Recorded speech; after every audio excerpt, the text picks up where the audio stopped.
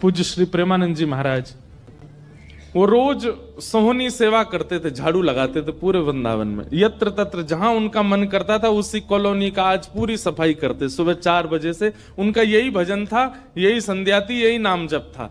सोहनी लेते और लेकर के बुहारते पूरे मार्ग को, और हमारी आपकी तरह नहीं जोर जोर से, नहीं, धीमे धीमे। उनके मन में यह भाव था कि वृंदावन श्री प्रिया प्रियतम का ही स्वरूप है, इनके प्रति मैं रोष नहीं करूंगा, धीमे धीमे। और जब बुहारते थे तो अपने नेत्रों से ध्यान पूर्वक ब्रज की रज को देखते थे, कहीं कोई चिन्ह दिख जाए, कहीं किशोरी जी के चरण रज दिख जाए, कहीं ठाकुर जी के चरण दिख जाए। करते करते जब वर्षों बीत गए तो किशोरी जी के मन में भाव आया, हम नित्य रास के लिए वृंदावन में जाते हैं और पूरे वृंदावन को सुव्यवस्थित महात्मा करके रखते हैं, और इनकी एक ही अभिलाषा है कि हमारे चरण चिन्ह इनको दिख जाएं। एक दिन किशोरी जी ने उनको अपने चरण चिन्ह का दर्शन कराया। वो चरण चिन्ह देख करके उनके मन में विश्वास हो गया कि हे श्यामा जो चरण चिन्ह है इसका मतलब चरण भी है, और चरण है तो मतलब आप भी हो। जब चरण चिन्ह तक ले ही आई हो तो आप अपने दर्शन भी करा दो। अब अगली उनकी स्थिति हो गई कि अब चरण चिन्ह नहीं, अब तो प्रत्यक्ष किशोरी जी को देखना है। लेकिन हमारे ब्रज की एक परंपरा है कि जब तक किशोरी जी की सखियां अनुमति नहीं देंगी ना, तब तक किशोरी जी के दर्शन नहीं हो सकते। इसलिए ललिता जी को मनाओ, विशाखा जी को मनाओ, यमुना जी को मनाओ, गोपेश्वर महादेव को मनाओ, सखियां जब रीझ जाएंगी तब किशोरी जी से मिलना होगा। तो जब तक ललिता विशाखा आदि सखियां अनुमति नहीं देती तब तक किशोरी जी के दर्शन नहीं होते। लेकिन किशोरी जी तो चाहती हैं कि उनको दर्शन दें। तो एक दिन किशोरी जी ने रास करते करते अपना नूपुर वहीं छोड़ दिया, और नूपुर छोड़ करके किशोरी जी निकुंज में चली गई। आप सुबह सुबह जब सोहनी करने आए तो आपको वो नूपुर मिला, और नूपुर देख करके वो आनंदित हो गए। इतना सुंदर नूपुर, ऐसी सुंदर उसकी कलाकृति, इतना हल्का उसका वजन, इतना सुंदर उसका स्वरूप।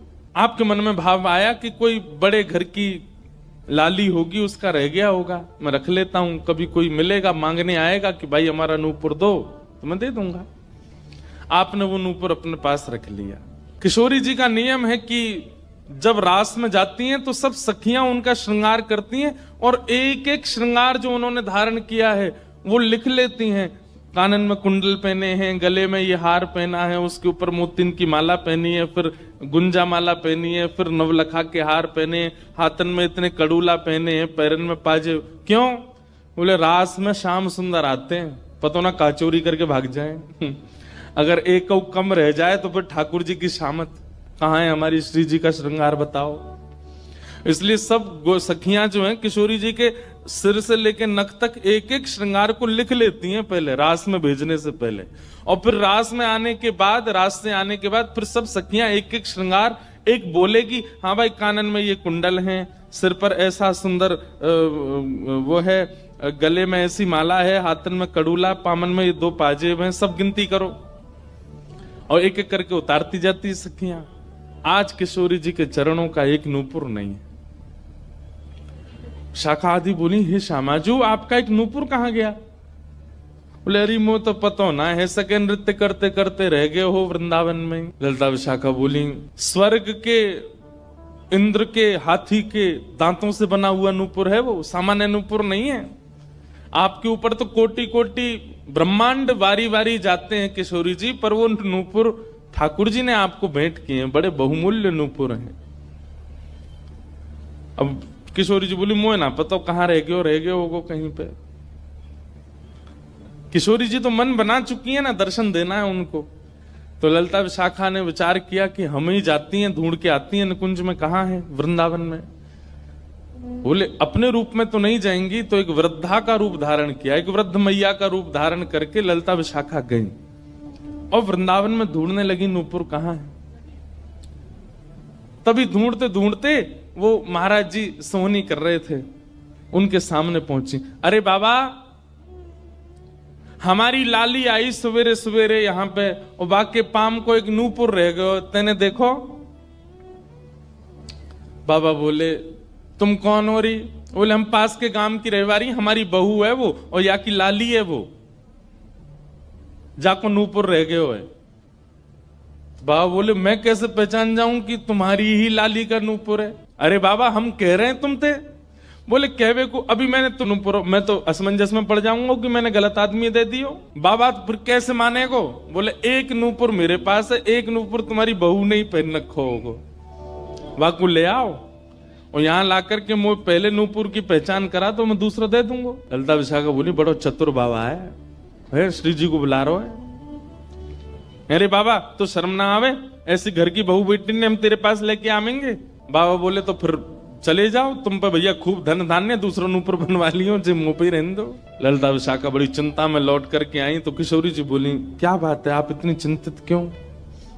बोले एक बाबा है, बाने आपको नूपुर धल लियो, यूं कह रहा है कि पहले जिनके पास एक नूपुर है उनको लेके आओ तब दूसरा दूंगो। तो श्री जी बोली इसमें क्या देर है, फिर ले चलो, चलते हैं ना। विशाखा जी समझ गई, बोले हे ललिता जी ये सब लीला किशोरी जी कर रही हैं, इनको दर्शन देना है उनको, और हमसे और आपसे स्पष्ट कह नहीं सकती, क्योंकि हम तो फिर सबको परखने लगती है ना कि इसमें कोई दोष तो नहीं, इसमें क्या गुण है। इसलिए किशोरी जी सीधे हमसे नहीं बोल करके और ये लीला कर रही हैं, इनको ले चलो। और किशोरी जी आई वृंदावन और महात्मा बैठे सोहनी कर रहे थे, और सामने से जैसे ही किशोरी जी को आते हुए देखा, बाबा ले हमारी बहू आ गई, अब नूपुर दे दे, देख या को नूपुर भी वैसा ही है। बाबा बोले मेरी आंख की कमजोर है, ने दूर से दिखना रही, पास लाके हाथ से स्पर्श कराओ। ललिता विशाखा बोली बाबा तो शर्म ना आ रही अपनी बहू को स्पर्श करा में? तो बोले चरण स्पर्श करावे में कहा देर, ले आओ। किशोरी जी समीप गई, जैसी चरण स्पर्श किए अपने हाथों से नूपुर पहना करके लिपट गए चरणों से। हे किशोरी जी, हे श्यामाजू, अब कृपा करो, मैं जानू ना तो ये दोनों कोई बूढ़ी मैया हैं और ना आप इनकी बहू, आप साक्षात किशोरी और ये ललिता विशाखा हैं, अब मुंह पे कृपा करो।